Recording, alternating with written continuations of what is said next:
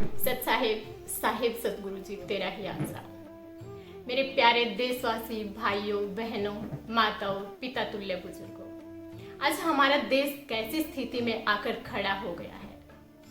कहने के लिए संविधान में कानून व्यवस्था सबके लिए बराबर है, सबको समानता का अधिकार है, लेकिन इसके पीछे की सच्चाई तो कुछ और ही है। आज कानून अमीर के लिए कुछ अलग कार्य कर रहा है और गरीब के लिए कुछ अलग कार्य करता है। नेताओं के लिए अलग कानून है और एक आम आदमी के लिए अलग कानून है। जिस घटना का जिक्र मैं करना चाहती हूँ वो 14 जुलाई मध्य प्रदेश की रोंगटे खड़े कर देने वाली घटना, जिसको आपने भी टीवी चैनल पर देखा होगा।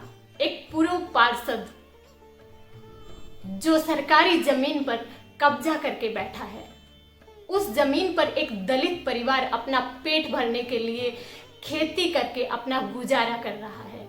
उसको लाठियों और डंडों से तब तक पीटा जाता है जब तक वो बेसुध ना हो जाए। वर्दी में ऐसे चेहरे जो इंसान को इंसान नहीं जानवर समझकर पीट रहे हैं, ऐसे कानून के निर्दयी रखवाले जिनसे कानून का पालन करवाया जाता है, और वो भी ऐसे दलितों पर जो मेहनत करके अपना पेट भर रहे हैं।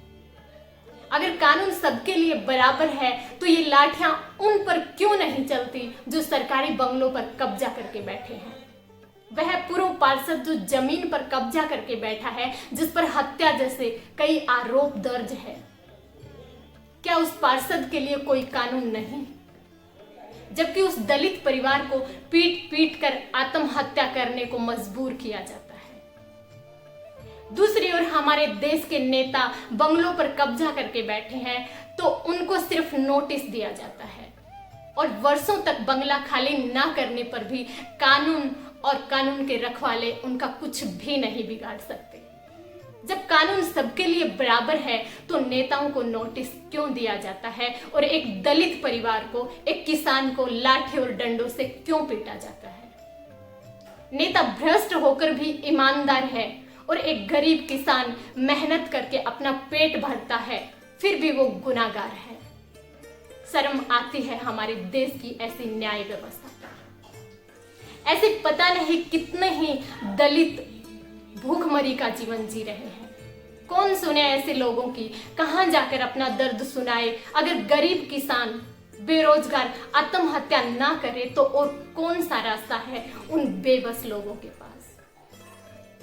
हमारे देश में अनेक ऐसे राजा हुए जिनके राज्य में कोई दुखिया नहीं था।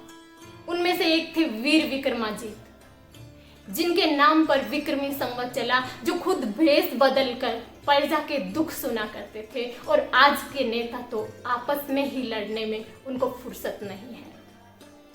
क्या दशा हो गई उस देश की जो कभी सोने की चिड़िया कहलाता था। आओ हम सब मिलकर अन्याय के विरुद्ध आवाज उठाएं, हम सब मिलकर आगे कदम बढ़ाएं ताकि हमारा देश फिर से महान बन सके।